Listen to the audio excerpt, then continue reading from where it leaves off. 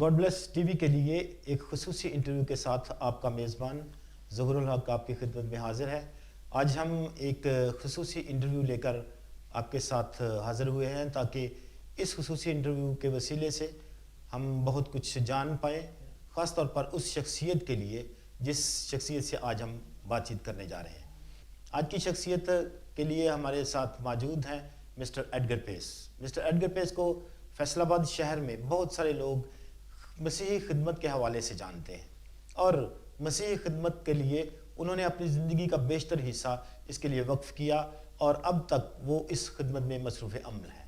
یہ انٹرویو، یہ بات چیت پاکستان کرسچن ریکارڈنگ منسٹریز کے تعاون سے پیش کی جا رہی ہے، جنہوں نے اپنا یہ اسٹوڈیوز ہمیں دیا تاکہ ہم اس انٹرویو کو شامل کر سکیں پروگرام خصوصی انٹرویو کے لیے۔ ہم بات چیت کا آغاز کریں گے، لیکن میں یہ حوالہ بھی بتا دوں کہ گاڈ بلیس ٹی وی اور پاکستان کرسچن ریکارڈنگ منسٹریز کا تعلق مسیحی خدمت کے حوالے سے ایک جیسا ہے۔ ہم مل کر خداوند کی اس خدمت کو جاری رکھے ہوئے ہیں، اور مجھے امید ہے کہ یہ خدمت کا یہ سلسلہ جاری رہے گا اور بہت سارے لوگ اس سے برکت پائیں گے۔ میں بات کر رہا تھا مسٹر ایڈگر پیس صاحب کی شخصیت کے حوالے سے۔ آج ہم اس پہ بہت سی باتیں کریں گے، اور میرے ساتھ چونکہ ایڈگر صاحب موجود ہیں، اور امید ہے کہ ہم اس بات چیت کو آپ تک ضرور پہنچانے کے قابل ٹھہریں گے۔ اس سے پہلے کہ میں کچھ سوالات ایڈگر صاحب سے کروں، میں ایڈگر صاحب سے یہ پوچھنا چاہتا ہوں۔ ایڈگر صاحب، یہ تو باتیں چلتی رہیں گی، لیکن وہ دن جو بچپن کے دن تھے، وہ دن کیسے تھے؟ آپ اس کے بارے میں اپنی کہانی بیان کریں۔ ظہور صاحب، بڑا آپ نے وہ سوال پوچھا ہے جو اکثر میرے ذہن میں چھایا رہتا ہے۔ بچپن کی بہت ساری باتیں میرے ذہن میں نقش ہیں جنہوں نے میری زندگی میں بڑا کام کیا ہے۔ ماں کی شفقت، ماں کی محنت، اور ایک بچپن ہی سے دوڑ بھاگ کرنے والا کریکٹر مجھے ملا اپنی ماں کی طرف سے، اور جد و جہد کی کہانی ہے۔ ہم ایک جگہ نہیں رہے، اکثر اوقات والدین کی ٹرانسفر ہوتی رہتی تھی، گورنمنٹ سروس کرتے تھے وہ، تو بامبے سے لے کر چنیوٹ شہر سے فیصل آباد، ان 3 شہروں میں میرا بچپن گزرا ہے، اور بہت ساری یادیں ذہن میں مار ہیں۔ بالکل ٹھیک ہے۔ ماں کی شفقت ہمیشہ بچوں کے ساتھ، اور خاص طور پر بچپن میں جب بچے بہت چھوٹے ہوتے ہیں تو ماں ہی ایک سہارا ہوتی ہے جو بچے کو آگے لے کر چلتی ہے۔ آپ نے اتنا لمبا سفر طے کیا، بمبئی سے آپ چنیوٹ آئے، پھر وہاں سے فیصل آباد آئے، اور یقیناً اس سارے سفر میں اس وقت چونکہ آپ کا بچپن تھا اور بہت چھوٹی عمر میں ہوں گے آپ، اسکولنگ کب شروع ہوئی؟ میری اسکولنگ، ہم بامبے سے پارٹیشن کے وقت ڈائریکٹ فیصل آباد آ گئے تھے۔ میرے والد صاحب نے پاکستان آنے کی خواہش ظاہر کی، اور یوں ہم صحیح معنوں میں پاکستانی ہیں، آپ ہمیں مہاجر بھی کہہ سکتے ہیں، آدھا مہاجر، کیونکہ کچھ ہمارے عزیز رشتہ دار یہاں بھی تھے۔ تو 1947 میں ایسی ٹرین پر ہم بیٹھ کے آئے جس پر حملے کا بڑا خطرہ تھا، لیکن اچھے انتظام کی وجہ سے ہم فیصل آباد پہنچ گئے، اور یہاں جو لوگ حکومت میں اس وقت بیٹھ چکے تھے، 1947 اگست کا ہی واقعہ ہے، ان کی طرف سے ہمیں ویکیو پراپرٹی جو کہ خالی ہوئی تھی، سکھ یہاں پر بہت سے تھے، وہ چلے گئے، اور شہر کے وسطی علاقے میں ہمیں ایک گھر ملا جس میں ہم نے تقریباً زندگی کے 21 سال گزارے۔ بہت اچھا، بہت لمبا عرصہ ہے، بہت لمبا عرصہ گزارا آپ نے، اور شہر کے وسط میں گزارا۔ آپ نے کہا کہ ہم مہاجر ہیں۔ آپ مہاجر تو میرا خیال ہے اس وقت تھے جب آپ یہاں آئے، لیکن اس وقت سے لے کے اب ایک لمبا عرصہ جب آپ نے پاکستان میں گزارا ہے تو اب تو آپ پاکستانی مقامی ہیں، یہاں کے شہری ہیں، یہاں کی نیشنلٹی آپ کے پاس ہے۔ یہ خدا کا شکر ہے کہ آپ صاحب نے یہاں پر ایک اچھا ماحول پایا، اور اس اچھے ماحول میں آپ نے بہترین تربیت بھی حاصل کی۔ جب ہم بات کرتے ہیں وہاں سے یہاں شفٹ ہونے کی، تو اس وقت میں نے یہ سنا ہے کہ بہت سارے لوگ جو یہاں شفٹ ہو کر آئے، انڈیا سے پاکستان میں آئے، انہوں نے بہت بڑی پراپرٹیز جو ہیں وہ حاصل کر لی اور پھر اس کے بعد پوری زندگی خوب موجیں کی. آپ ان میں ہمیں شامل کر سکتے ہیں کیونکہ اصل میں ہم وہ مہاجر نہیں تھے جو اپنا سب کچھ چھوڑ کے یہاں پر آئے، بلکہ یہاں پر ہمارے عزیز رشتہ دار موجود تھے. لیکن مہاجروں کی سی کا ٹریٹمنٹ ہمیں دیا گیا اور ہمیں ویکیو پراپرٹی دی گئی جو کہ بہت اچھی تھی، اور آپ کہہ سکتے ہیں کہ ہم نے اس ویکیو پراپرٹی میں زندگی کا ایک اہم حصہ گزارا اور ہم نے واقعی بڑی اچھی زندگی اس پراپرٹی کی وجہ سے ہم نے بسر کی. ایک وقت تک، اس وقت تک جب تک ہم یہ پہچان لیا گیا کہ ہم وہ والے مہاجر نہیں ہیں جو کاروبار چھوڑ کے آئے یا لٹ کے آئے، بلکہ ہم اپنی چوائس سے پاکستان میں آئے اور پھر وہ ویکیو پراپرٹی ہمارے ہاتھ سے نکل گئی. بعد میں ہم خود ادھر ادھر صحیح مہاجر ہم اس وقت بنے. چلیں، خدا کا شکر ہے کہ خدا نے بہت کچھ دیا، آپ ایک اچھی حیثیت کے مالک ہیں. میں پوچھنا چاہتا ہوں کہ جب آپ یہاں آ گئے، بچپن تھا، بچپن کا دور گزرا، یقیناً آپ نے اسکول یہاں سے پرائمری اسکول سے تعلیم شروع کی ہوگی، لیکن اس کے بعد میں جانتا ہوں کہ آپ ایک اچھے اسکول میں بورڈنگ ہاؤس میں منتقل ہو گئے. وہ کون سا تھا اور اس میں جو زندگی کے دن گزرے ہیں، اسٹوڈنٹس لائف، وہ کیسی رہی؟ چھٹی کلاس تک میں فیصل آباد میں پڑھتا رہا گورنمنٹ اسکول میں، پرائمری اسکول میں، اور 7ویں کلاس میں چرچ کی وساطت سے میرے والدین نے مجھے کرسچن ٹریننگ انسٹیٹیوٹ جس کا شارٹ CTI ہائی اسکول ہے اور اسی کے نام سے زیادہ مشہور ہے، وہاں پر بورڈنگ ہاؤس میں ہمیں داخل کر دیا اور وہیں پر 10ویں کلاس تک میری پرورش ہوئی. میری شخصیت وہیں پر بنی اور جو بھی زندگی میں مجھے مقصد ملے ہیں زندگی کی منزل بنانے میں، وہیں سے ڈیولپ ہوئے. ایڈگر پیس صاحب کے ساتھ ہماری یہ گفتگو جاری رہے گی، لیکن ایک چھوٹی سی بریک کے بعد.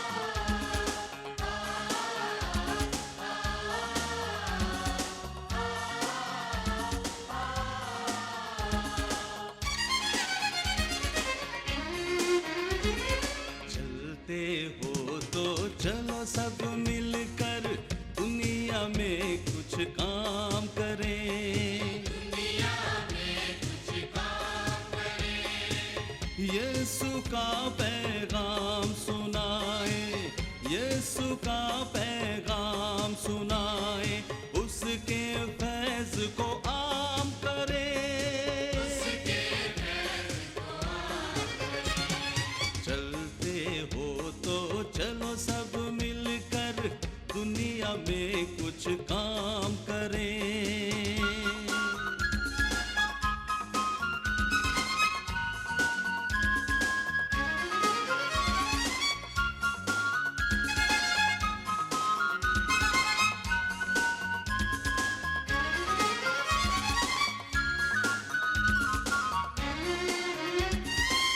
ہر دم دکھیوں لاچاروں کا جیسے وہ دم بھرتے تھے،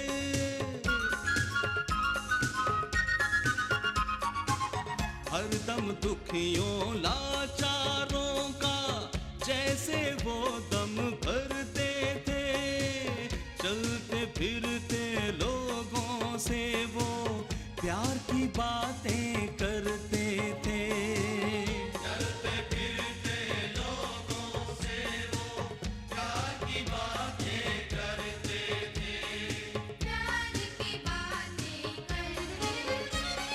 ہم بھی پیار کی ان باتوں سے لوگوں کے دل رام کریں، یسوع کا پیغام سنائیں، یسوع کا پیغام سنائیں، اس کے فیض کو عام کریں، اس کے فیض کو عام کریں. چلتے ہو تو چلو سب مل کر دنیا میں کچھ کام کریں.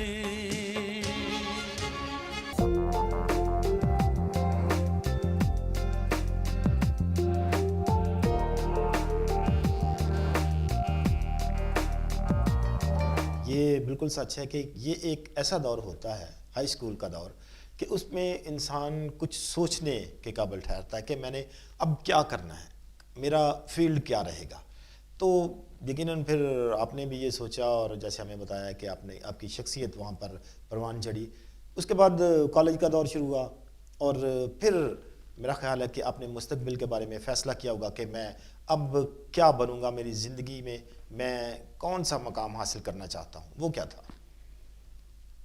کافی سٹیجز آپ نے بیان کیے ہیں اپنے سوال میں، اور جب میں نے اپنے لیے اپنے زندگی کے مقصد کو چنا تو اس کی بنیاد دراصل اسی اسکول سے شروع ہوتی ہے جہاں پر میں 7ویں کلاس میں چلا گیا.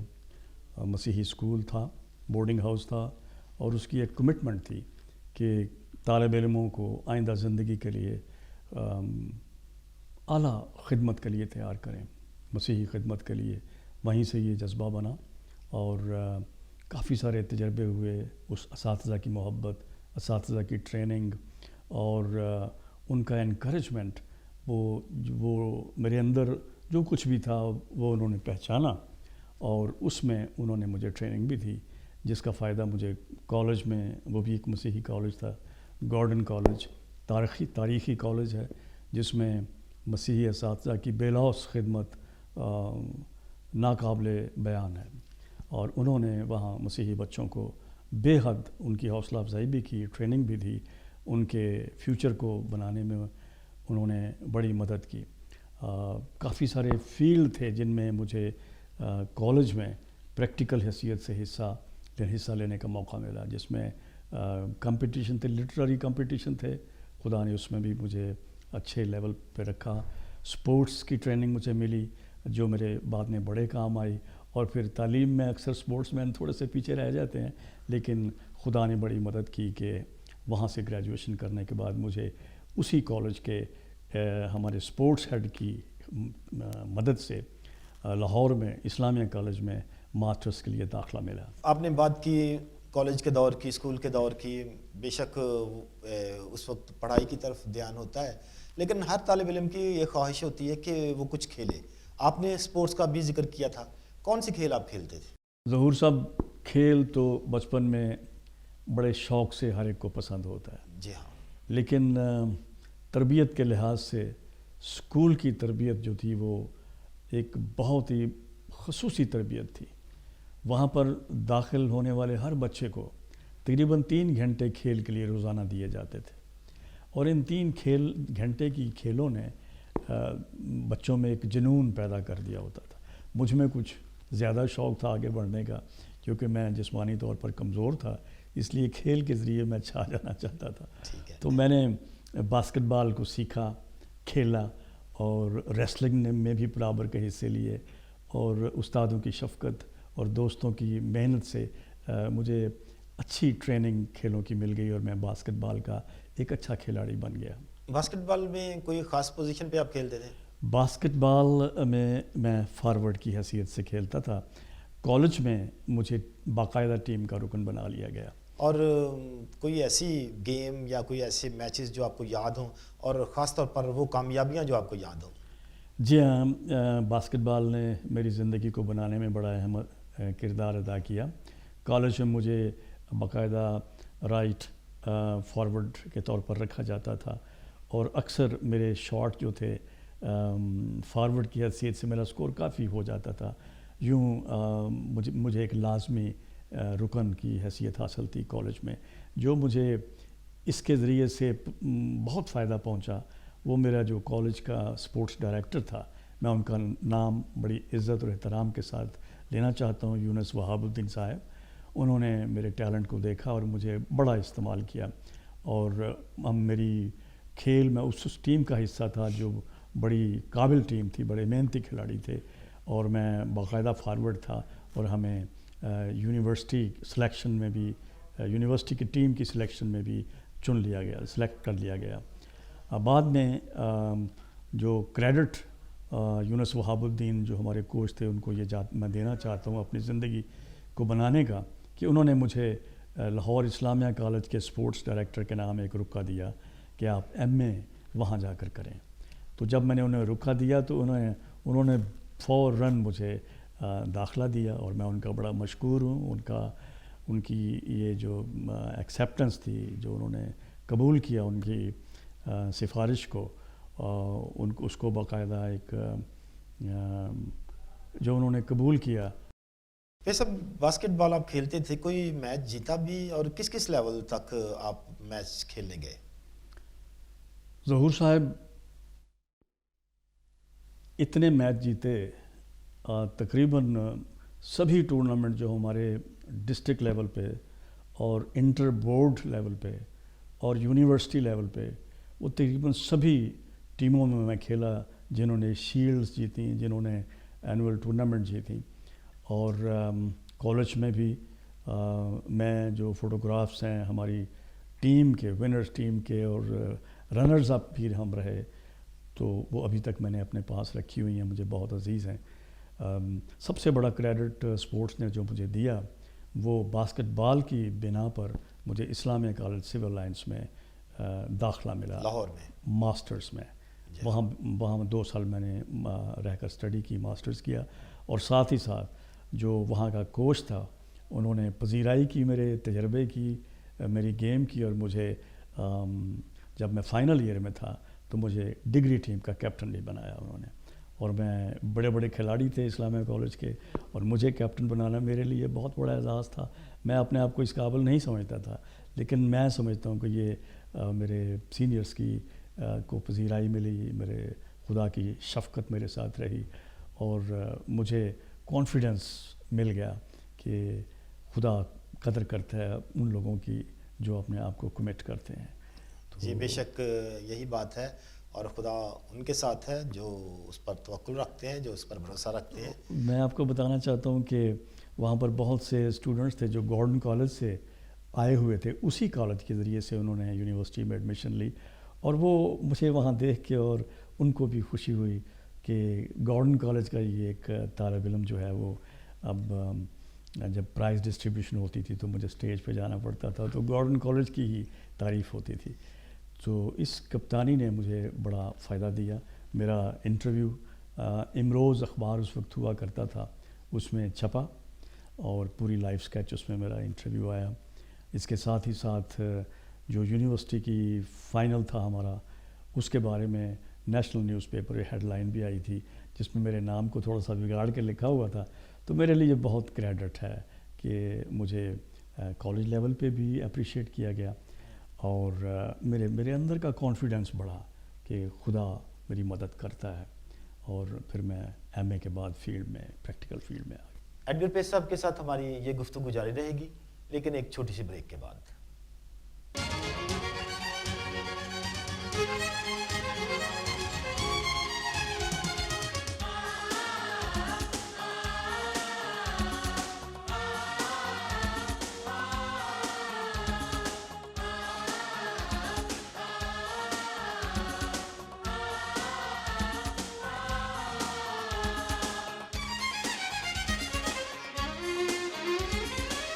شام سویرے ایک ہی دھن ہو، خوشخبری پھیلائے ہم.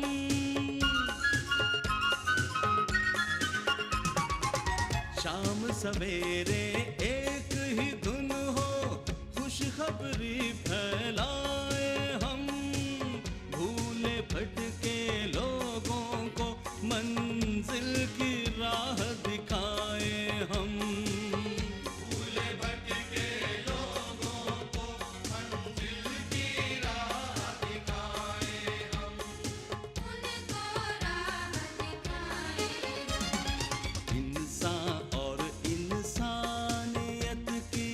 خدمت صبح و شام کرے، یسوع کا پیغام سنائے، یسوع کا پیغام سنائے، اس کے فیض کو عام کرے. چلتے ہو تو چلو سب مل کر دنیا میں کچھ کام کریں.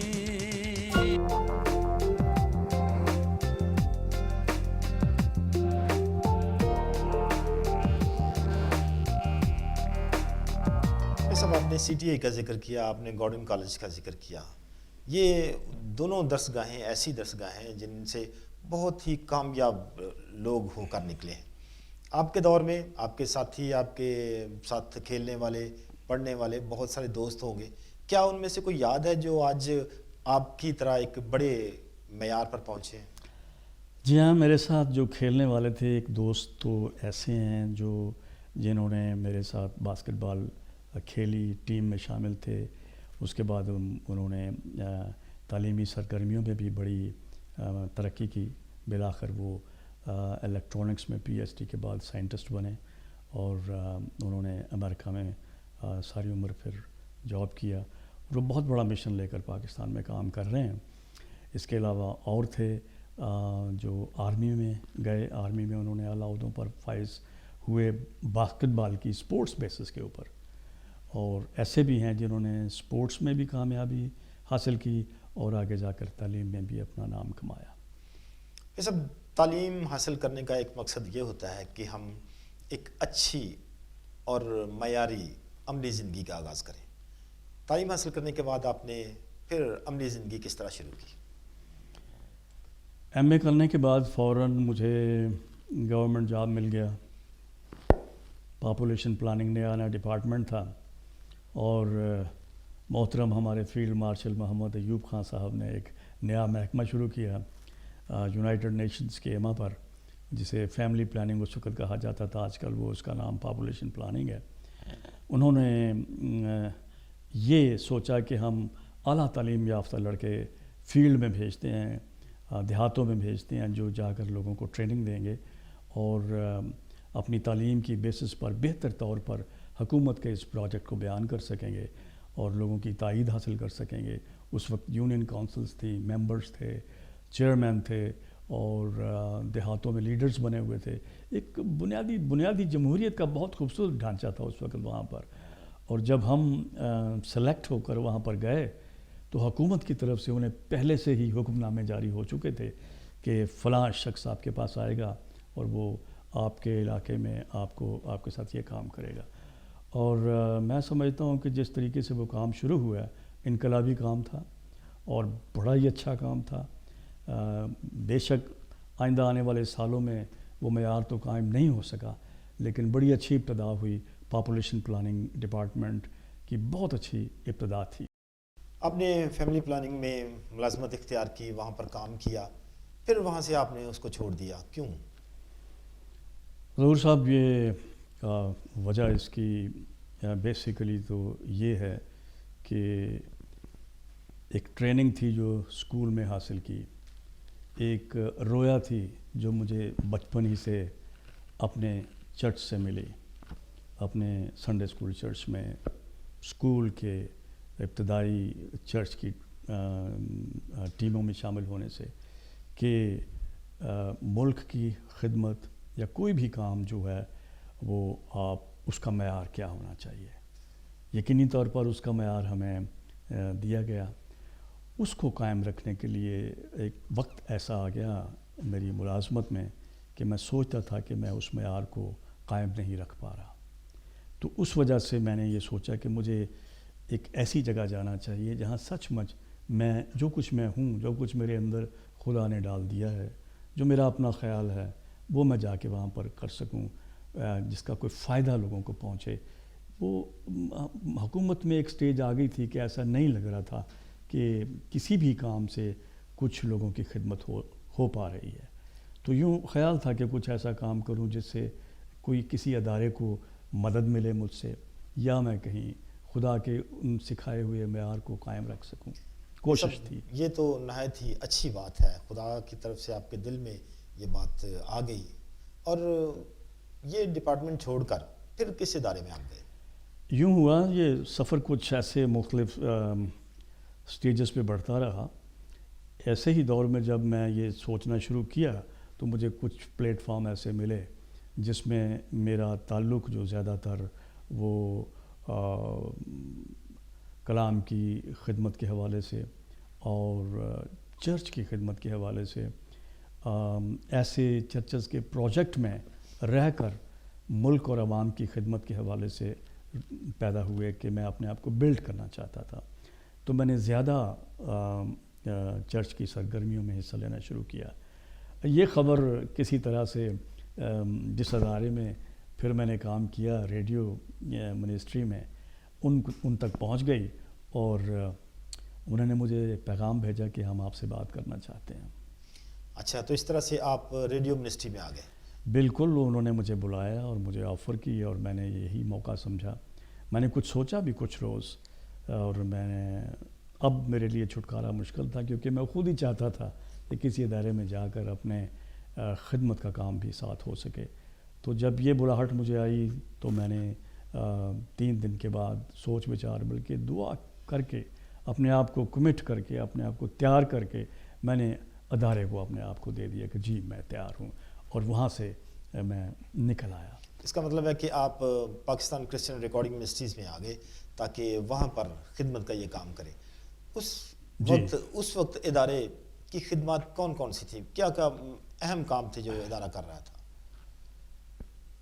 ادارے کے سربراہ تھے ریورنڈ جان ڈبلیو وائلڈر، پادری جان ڈبلیو وائلڈر، جو کہ بائبل کورسپونڈنس اسکول کا سینٹر فیصل آباد میں چلا رہے تھے، اور انہوں نے یہ ایک پروجیکٹ بنایا کہ ریڈیو منسٹری کے وسیلے سے بھی اس بائبل کورسپونڈنس اسکول کی خدمت جو ہے وہ ملک کے کونے کونے تک پہنچے، اور وہ وہاں اسٹوڈیو بنانا چاہتے تھے، ریڈیو پروگرامز بنانا چاہتے تھے۔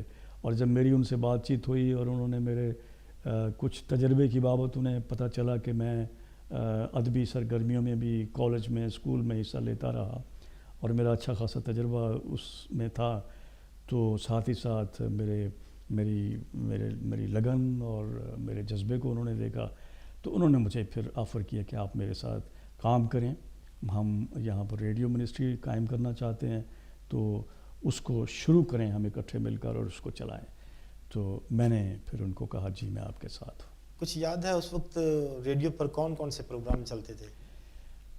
اس وقت ابھی شروع ہوا تھا آسمانی آواز، اور اس کے چند ماہ تک کے پروگرام چل چکے تھے جنہیں لاہور میں ریکارڈ کیا گیا، اور مجھے ان پروڈکشن میں جیسے جیسے ہو رہی تھی وہاں پر ہمارے ایک پرانے ساتھی، سب سے پہلے جو سٹاف تھا پاکستان کرسچن ریکارڈنگ منسٹری کا، یونس ساگر صاحب، وہ ایک بڑے ہی جوشیلے کارکن تھے اور ریکارڈسٹ تھے، اور میوزک میں بھی ان کا بڑا تجربہ تھا، اور ان کی خدمت سے اس PCRM جسے ہم اپنا پاکستان کرسچن ریکارڈنگ منسٹریز کہتے ہیں، ان کی اس بے لوث خدمت، ان کی محنت سے یہ کھڑا ہوا، اور میں آلریڈی اسٹیبلش ہو چکا تھا یہ کام، اس میں میں شامل ہو گیا۔ فیصل آباد میں ڈیولپمنٹ جو ہے وہ اس میں کافی شروع سے شامل تھا۔ یہاں پر ایک اسٹوڈیو ڈیزائن کیا گیا، اور آج اسی اسٹوڈیو میں آج بیٹھے ہوئے ہیں آپ کے ساتھ، جس میں گاڈ بلیس TV کے پروگرام نشر ہو رہے ہیں، تو یہ بنایا گیا، اور ریڈیو پروڈکشن میں شامل ہوں۔ ایڈگر پیس صاحب کے ساتھ ہماری یہ گفتگو جاری رہے گی، لیکن ایک چھوٹی سی بریک کے بعد۔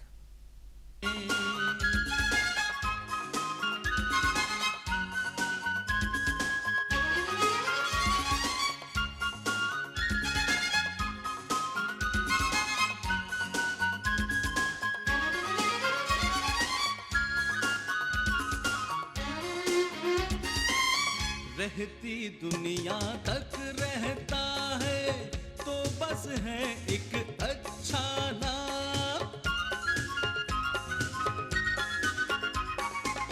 رہتی دنیا تک رہتا ہے تو بس ہے ایک اچھا نام، ساتھ مسیحا کے جو آئے وہ ہے سب سے اچھا نام،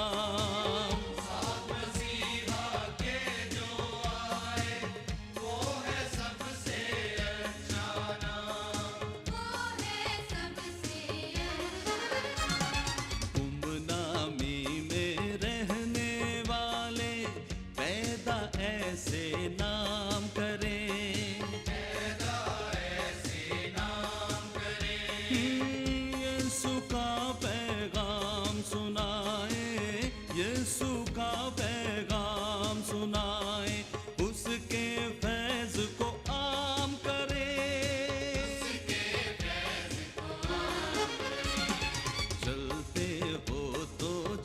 सब मिलकर दुनिया में कुछ काम करें।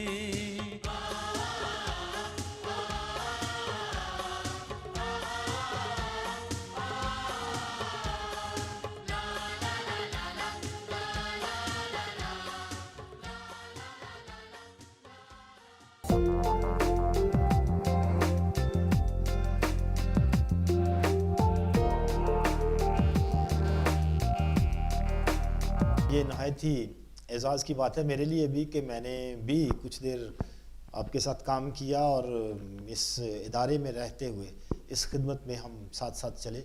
آپ نے ذکر کیا اس اسٹوڈیو کے بارے میں، آپ کی سپرویژن میں یہ بنا، یہ بلکہ یہ اگر میں یہ کہوں کہ یہ پوری بلڈنگ جو ہے یہ آپ کی سپرویژن میں بنی ہے تو یہ اس میں کوئی شک نہیں ہوگا، کیونکہ آپ نے کافی محنت کی اور اس بلڈنگ کو تعمیر کیا.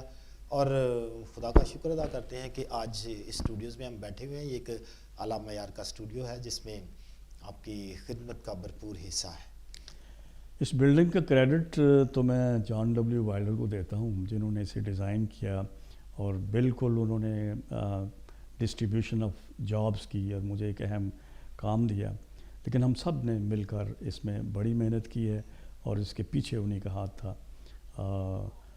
اور جس محنت سے انہوں نے اس کی ایک ایک ڈرائنگ کو چیک کیا اور ایک ایک چیز کو بنایا جو کہ ایکسیلنٹ تھی، اس کے اعلیٰ معیار کے مطابق یہ اسٹوڈیو بنایا گیا. اور فیبا ریڈیو جو یو کے ہے وہاں سے اسٹاف آیا اور انہوں نے اس کی اکوسٹک ڈیزائن کی اور اس کے ریکارڈنگ اسٹوڈیو اور اسپیچ اسٹوڈیو، میوزک اسٹوڈیو اور آفیسز کا ڈیزائن انہوں نے اپروو کیا. اور جن لوگوں نے میرے ساتھ کام کیا ان میں مزدور اور مستری، اگر آپ میں تفصیل سے وہ بیان کروں تو وہ بھی ایک کہانی ہے. یہ ایک بڑی محنت کی بات ہے. اور ایک بات میں ضرور کہوں گا کہ جس محنت سے میں حکومتی ادارے میں کام کرتا رہا تھا وہ سلسلہ یہاں بھی ویسا ہو گیا. وہاں بھی اگرچہ وہ رزلٹ تو ہم نہیں لا سکے، 24 آور وہاں پہ تقریباً حاضر رہنا پڑتا تھا، اور یہاں بھی ویسا ہی ہوا. یوں آپ کہہ سکتے ہیں کہ میں جب سے خدمت کر رہا ہوں، کام کر رہا ہوں، تو میرے پاس جو اپنے لیے کوئی ٹائم کم ہی بچا ہے. یہ سب میں بات کرنا چاہتا ہوں چرچ کی خدمت کے حوالے سے، لیکن اس سے پہلے مجھے اچھی طرح یاد ہے کہ اس منسٹری میں رہتے ہوئے، ریڈیو منسٹری میں رہتے ہوئے ایک بہت ہی اہم کام کیا. بے شک اور بھی بہت سے پروجیکٹ تھے جو نہایت خوش اسلوبی سے طے پائے. بہت سے ریڈیو پر چلے، پروگرام چلے، ڈرامے چلے، گیتوں کی ریکارڈنگز ہوئیں، لیکن ایک بہت ہی اہم کام جو آپ نے کیا وہ تھا بائبل کی ریکارڈنگ. اور ہم خدا کا شکر ادا کرتے ہیں کہ بائبل کی ریکارڈنگز آپ کی آواز میں بھی نشر کی گئیں، شامل ہوئیں اور اویلیبل ہیں. آج کل بھی وہ انٹرنیٹ پر بہت سی جگہوں پر ہم وہ سن سکتے ہیں. اس تجربے میں کچھ آپ نے سیکھا؟ ظہور صاحب، یہ بھی دیگر ریکارڈنگز کی طرح یہ بھی خدا کا کام تھا جو ایک چیلنج ملا، اور ہمارے لیے چیلنج بہت بڑا تھا، پوری بائبل کا ریکارڈ ہونا. اور میں اس سٹیج پر پہنچ چکا تھا جہاں گلا اب وہ جوانی جیسا گلا نہیں رہتا. تو ایک بڑا چیلنج تھا کہ اپنی آواز کو، اپنے ادائیگی کو صحیح طور پر میں پیش کر سکوں، بائبل کو صحیح طور پر پڑھ سکوں. بہت بڑا تجربہ تھا. 3 سال میں ہم یہ بائبل ریکارڈ کر سکے. میرے ساتھ PCRM کے 2 اسٹاف، مینا پرویز اور ایک اور آواز تھی، وہ میرے بڑے بھائی ہیں ونسنٹ پیس. ان کی آواز کو بھی ہم نے زبوروں میں استعمال کیا، زبور پڑھنے میں استعمال کیا. جینسس سے لے کر ریولیشن تک 3 سال ہمیں لگے ریکارڈنگ کرتے، جس میں ایڈیٹنگ بھی شامل ہے، جس میں چیکنگ بھی شامل ہے، جس میں فائنلائزیشن بھی شامل ہے. جس منسٹری میں رہتے ہوئے، ریڈیو کا کام کرتے ہوئے، یہ ساری ریکارڈنگ کرتے ہوئے، آپ نے چرچ کی خدمت کو نہیں چھوڑا، بلکہ چرچ کی خدمت میں بڑھ چڑھ کر حصہ لیا. یہ کون سی ایسی انسپریشن تھی جس نے آپ کو اس بات پہ بھی مجبور کیا کہ آپ منسٹری کا کام بھی کریں، فل ٹائم کام کریں اور اس کے ساتھ ساتھ چرچ کی خدمت بھی کرتے چلے جائیں؟ ظہور صاحب، جس طرح انسان اپنے خاندان کو نہیں چھوڑتا، خواہ وہ کسی بھی مہم میں چلا جائے، کسی بھی کام میں مصروف ہو جائے، اس کے بیک پہ اس کا خاندان ہوتا ہے۔ خوش قسمتی سے میں چرچ کو اپنا خاندان میں نے سمجھا۔ شروع ہی سے، بچپن ہی سے مجھے وہ ایک خاندان کی حیثیت سے نظر آیا۔ رویا وہاں ڈیولپ ہوئی، مسیحی خدمت کا تصور وہاں سے مجھے ملا، اور وہاں پر جو ہمارے استاد تھے، روحانی استاد اور پاسبان، ان کی زندگی کا نمونہ مجھے ملا، وہ میرے ساتھ ساتھ رہا، اور میں نے کبھی بھی چرچ کو اپنے سے علیحدہ نہیں کیا۔ جوانی میں بھی جب ہم نے شادی کے بعد چرچ باقاعدگی سے اٹینڈ کرنا شروع کیا فیصل آباد میں، تعلیم تو میری گھر سے باہر ہی ہوئی، CTI سیال کوٹ میں، پھر گورڈن کالج راولپنڈی میں، پھر اسلام آباد میں۔ پریکٹیکل لائف میں جب میں آیا تو خاندان سمیت ہم نے چرچ میں، اور یہ میری زندگی کا ایک تجربہ رہا ہے ظہور صاحب، میں ضرور اس کو شیئر کروں گا کہ میں نے حتی الوسع کوشش کی ہے کہ میری زندگی میں اتوار کا دن نہ مس ہو جائے، چرچ جانا مس نہ ہو جائے، آندھی ہو، طوفان ہو، اولے برسیں، پیدل جانا پڑے، ہم دونوں میاں بیوی خوش ہو کر چیلنج کو لے کر چرچ ضرور جاتے تھے، اور یہ سلسلہ آج تک قائم ہے۔ اور زندگی کے یہ اتنے سال جو ہیں وہ چرچ نے ہمیں دیا ہے، تو میں سمجھتا ہوں میں اپنے آپ کو اس خاندان کا ایک حصہ سمجھتا ہوں، میرا خاندان بھی چرچ میں شامل ہے، تو اس لحاظ سے چرچ نے ہی مجھے بنایا ہے۔ بے شک سب یہ ایک بڑا جذبہ ہے کہ ہم کسی طرح سے بھی چرچ سروس کو، چرچ جانے کو چھوڑ نہیں سکتے، ہمیشہ اس کے ساتھ لگے رہتے ہیں۔ یہاں پر ایک چھوٹا سا پیغام بھی جا سکتا ہے ضرور اپنے بھائیوں کو، اپنے ان نوجوانوں کو، ان خاندانوں کو، کہ چرچ خواہ کیسا بھی ہو، وہاں پر کچھ بھی ہو، وہ خدا کا گھر ہے۔ ہماری وفاداری اگر چرچ کے ساتھ ہے تو یقینی خدا استعمال کرتا ہے آپ کو، اور چرچ مضبوط ہوتا ہے۔ اور اگر ہم چرچ میں چھوٹے چھوٹے سیاسی تناؤ کو رکھیں گے اور اس سے اپنی خدمت پر اثر ان کا کوشش کریں گے کہ ہماری خدمت تبدیل ہو جائے، اس سے پورے چرچ کو نقصان ہوتا ہے، آنے والی لیڈرشپ کو نقصان ہوتا ہے، اور خدا آپ سے بڑے کام لے سکتا ہے اگر آپ چرچ کے ساتھ وفادار ہیں۔ آپ چونکہ ایک بڑے چرچ کا حصہ ہیں، آپ وہاں پر ایلڈر ہیں، فرسٹ پریسبیٹرین چرچ فیصل آباد، اس کا آپ ایک حصہ ہیں، تو کیا سمجھتے ہیں کہ آج کل چرچ کی خدمت جو ہے وہ مؤثر جا رہی ہے؟ جی، ایلڈر آپ کو پتہ ہے اسی کو بنایا جاتا ہے جس کی چرچ میں دلچسپی ہو، تو ایلڈر بننے سے پہلے بھی میں تقریباً اسی طرح مصروف تھا، اور اس خدمت نے ایلڈرز کی خدمت جو ہے چرچ کے لیے بہت ضروری ہے۔ چرچ کے خادم اور اس کے ساتھ اس کے مدد کرنے والے لوگ، ان کی خدمت سے کلیسیا ترقی کرتی ہے۔ میں سمجھتا ہوں جس چرچ میں سیشن خدمت کرنے والی سیشن ہے، وہ سارا چرچ دوسری کلیسیاؤں کے لیے بابرکت ہوتا ہے، وہاں کے خدا کے خادم کے لیے بھی تقویت کا باعث بنتا ہے، اور اس کی خدمت بھی بڑھتی ہے۔ اس لیے جو لے مین ہیں، جو خاندان ہیں، جو چرچ کا حصہ ہیں، ان کو اسی طرح خدمت کرنی چاہیے، بلکہ بڑھ چڑھ کر چرچ کی خدمت کرنی چاہیے۔ یہ سب بہت سی باتیں آپ کے ساتھ ہوئیں آج، آپ کی عملی زندگی کے بارے میں، آپ کی اسٹوڈنٹ لائف کے بارے میں، جب آپ طالب علم تھے وہ دور، بچپن کا دور، منسٹری کا دور، چرچ کی خدمت، اور آپ کی باتوں سے ہم نے بہت کچھ سیکھا، بہت کچھ ہمیں نئی باتیں معلوم ہوئیں۔ لیکن اس انٹرویو کو ختم کرنے سے پہلے، بات چیت کو ختم کرنے سے پہلے، میں چاہتا ہوں کہ آج کے نوجوان کے لیے اب کچھ کہیں، ان کو ایک پیغام دیں جن سے ان کے لیے ایک انسپریشن ہو، ان کے لیے ایک انکریجمنٹ ہو، تاکہ وہ بھی آپ کی طرح ایک کامیاب زندگی گزارنے کے لائق ٹھہرے۔ میں یہ کہنا چاہتا ہوں آج کے نوجوانوں کو کہ وہ بے لوث خدمت اپنی اپنی کلیسیا میں کریں اور محنت کریں، اور اگر وہ محنت کریں گے تو ضرور اس کا پھل اسے ملے گا۔ انہیں یہ محسوس کرنا چاہیے، ہر نوجوان کو یہ محسوس کرنا چاہیے کہ آنے والے وقت میں کلیسیا کو ان کی ضرورت ہے، لیڈرشپ کی ضرورت ہے، ان کی صلاحیتوں کی جو ان کے اندر ہیں وہ اس کے وسیلے سے کلیسیا کی بڑی خدمت کر سکتے ہیں اور مسیحی قوم کی خدمت کر سکتے ہیں، اس ملک کی خدمت کر سکتے ہیں. کبھی دل نہ چھوڑیں. روپے پیسے کی کمی یا وسائل کی کمی یا سیاست یا جھگڑا کبھی آپ کو فیل نہیں کر سکتا اگر آپ ثابت قدم ہیں. خدا پر بھروسہ رکھیں، وہ اس پر بھروسہ رکھنے والوں کو اور قائم رہنے والوں کی مدد کرتا ہے. نوجوانوں کو قائم رہنا چاہیے، ان میں بڑی قوت ہے.